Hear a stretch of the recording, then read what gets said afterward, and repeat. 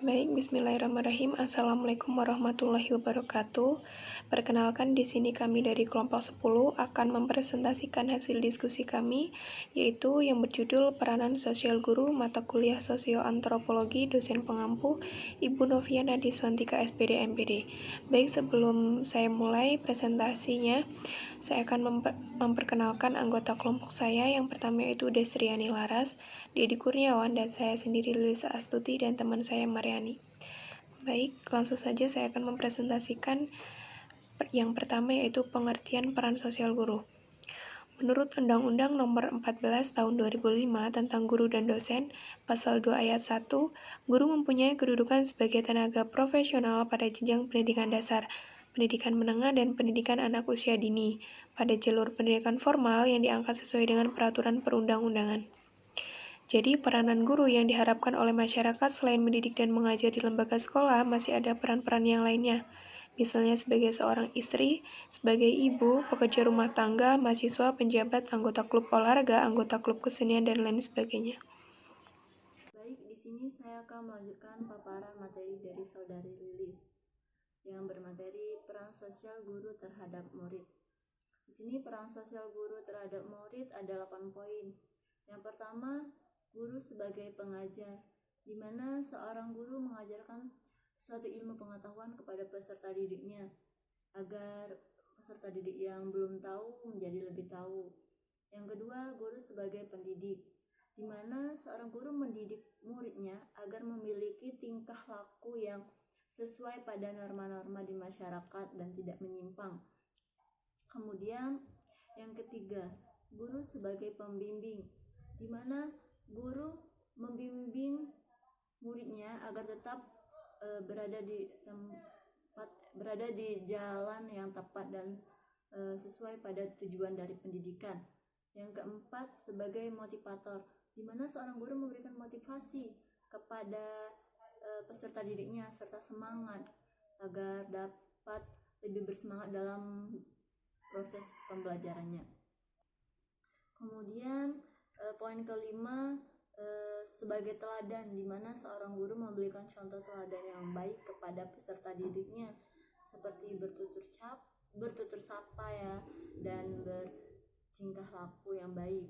Kemudian yang keenam, sebagai administrator, di mana seorang guru mencatat perkembangan para peserta didiknya. Ya, kemudian poin yang ketujuh, sebagai evaluator, di mana seorang guru melakukan evaluasi terhadap proses keberlangsungan proses belajar peserta didiknya. Kemudian yang terakhir, yang ke-8, di mana seorang guru menjadi sebagai inspirator, di mana seorang guru menginspirasi murid-muridnya agar tumbuhnya tujuan yang harus mereka capai. Sampai di sini materi yang bisa saya sampaikan. Selanjutnya akan dipaparkan oleh Saudari Laras.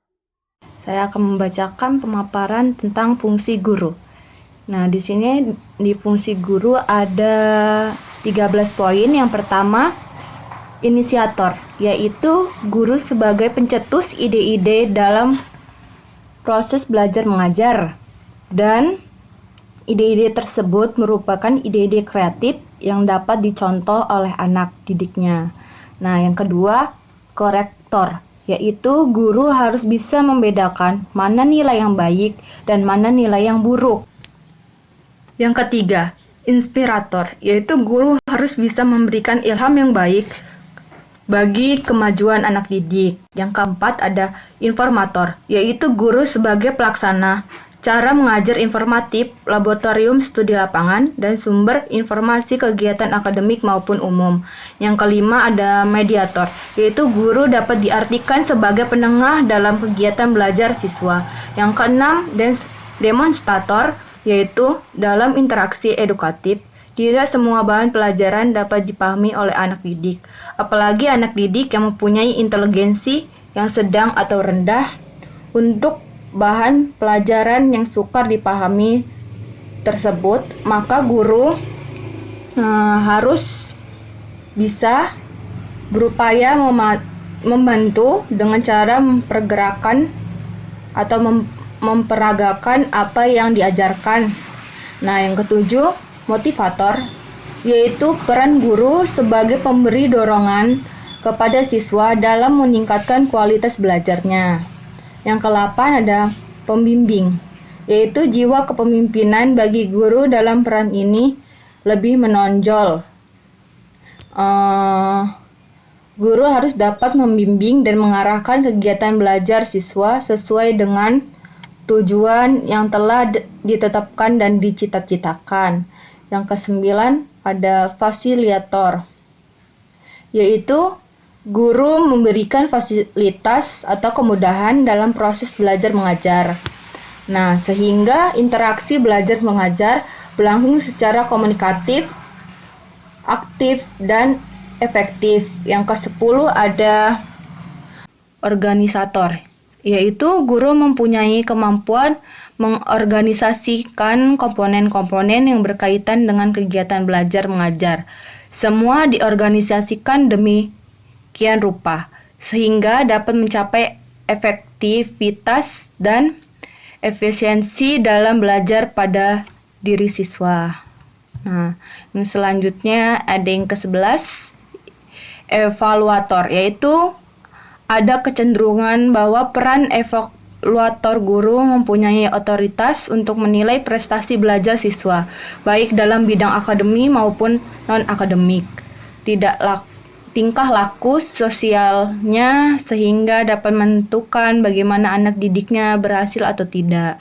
Yang ke-12, pengolahan kelas, yaitu guru hendaknya dapat mengelola kelas dengan baik, karena kelas adalah tempat berhimpun semua anak didik dan guru dalam rangka menerima bahan pelajaran dari guru. Yang ke-13 ada supervisor, yaitu guru hendaknya dapat membantu, memperbaiki, dan menilai secara kritis terhadap proses belajar mengajar. Untuk itu, kelebihan yang dimiliki supervisor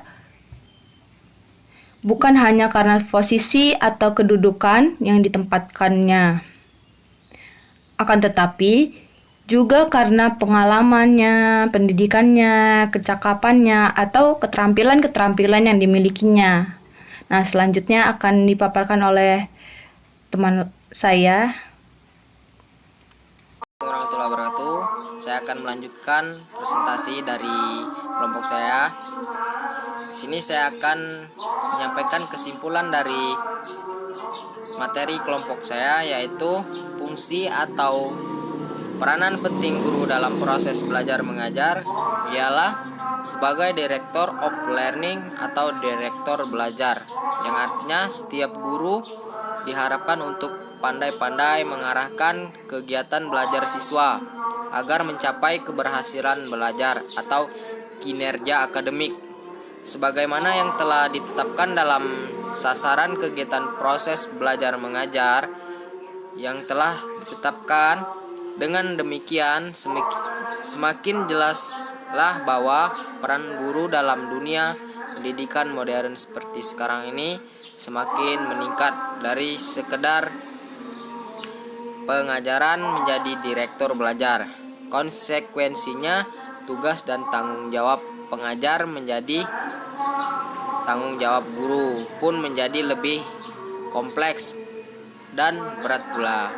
Perluasan tugas dan fungsi-fungsi khusus yang menjadi bagian integral atau menyatu dalam kompetensi profesionalisme keguruan yang disandang oleh para guru. Mungkin itu saja kesimpulan dari kelompok saya. Terima kasih buat kelompok saya atas penyampaian materinya. Apabila ada salah kata dalam penyampaian materi, salah kata, kami mohon maaf. Kepada Allah, saya mohon ampun.